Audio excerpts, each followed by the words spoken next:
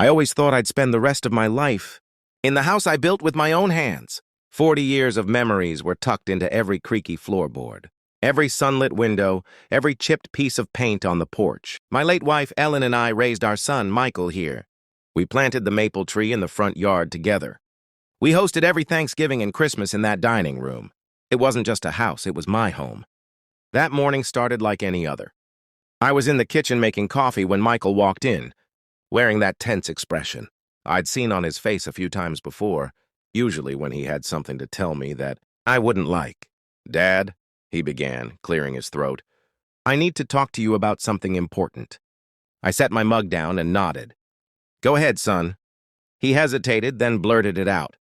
"Jennifer's family will be living here now." For a moment, I thought I'd misheard. "Living here, you mean?" "Visiting for a while?" He shook his head. "No, living here.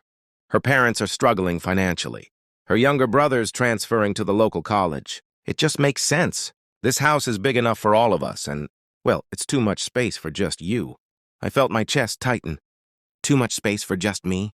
"Michael, this is my home. Your mother and I—" He cut me off, his tone firm. "You'll be more comfortable in a retirement community. You'll have people to talk to, activities. It'll be better for you." I stared at him, my hands gripping the edge of the counter. "Better for me," I said slowly. "Or better for you?" He didn't answer. That silence told me everything. I looked around the kitchen, the same one Ellen and I had painted together 25 years ago, the same counter where she rolled out pie dough every Thanksgiving, and now my own son was telling me I no longer belonged here. "I see," I whispered. "When do they move in?" "Next week," he said, almost too casually. "I can help you pack your things." I didn't trust myself to speak another word. I went to my room, closed the door, and started packing. That night I left. I didn't wait for him to come home from work. I didn't want a dramatic farewell or a forced hug at the door. I just carried my suitcase out to my old Ford pickup and drove away. I spent the night at a cheap roadside motel. The walls were thin, the air smelled faintly of mildew, and the bed sagged in the middle. I barely slept. Every time I closed my eyes, I saw Ellen's face, how heartbroken she'd be to see our son treat me like this. I kept asking myself, how did it come to this? The next morning, I woke up early and drove into town. I needed coffee and maybe some air to clear my head. I stopped at Miller's Diner, a place I hadn't been to in years. When I walked in, I spotted an old friend, Charlie from my fishing club days. He looked up, surprised. "Well, I'll be damned. John Miller in the flesh. Where you been hiding?" I chuckled half-heartedly. "Not hiding, just making some changes." We sat down together, and over coffee I told him the whole story. His expression darkened. "That's rough, John," he said. "But maybe it's an opportunity. Remember that old cabin by Lake Pine? The one we used to talk about fixing up? It's for sale. Cheap, too. Needs work, but it's got good bones." I shook my head. "Charlie, I'm too old to start over like that." "Too old?" He leaned in. "You're only too old when you stop trying. You want to rot away in some retirement home? Or do you want to live?" Those words hit me harder than Michael's. I didn't give him an answer right away, but they stuck in my head the rest of the day. That afternoon, I drove out to see the cabin. The moment I stepped out of my truck, the smell of pine trees and the sound of the lake lapping against the shore hit me like a memory I'd forgotten I had. The place was run down, porch railing missing in spots. Paint peeling, windows dusty, but it was quiet, peaceful. I walked inside.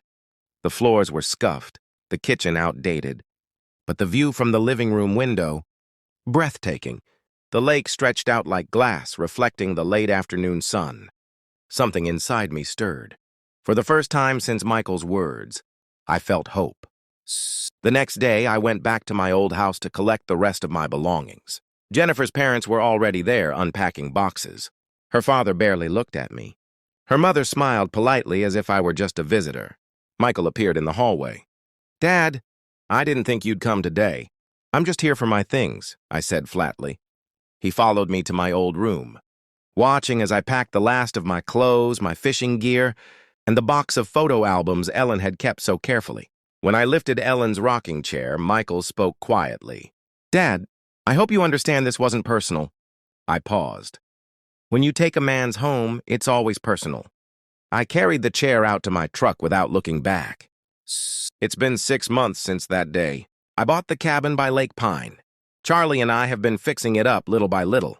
The place has a warmth now, a fireplace that crackles in the evenings, a small dock where I take my coffee in the mornings, and shelves lined with Ellen's books. I started teaching local kids how to fish. Some of them don't have fathers, and I guess I've become a sort of grandpa figure in the community. It's not the life I thought I'd have at 71, but it's a good life. Last week I got a letter from Michael. He said Jennifer's family had moved out. He apologized for how things went down and asked if he could come visit.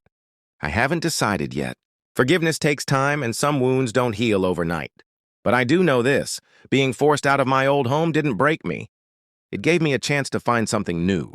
Because sometimes the worst day of your life can be the first day of your freedom.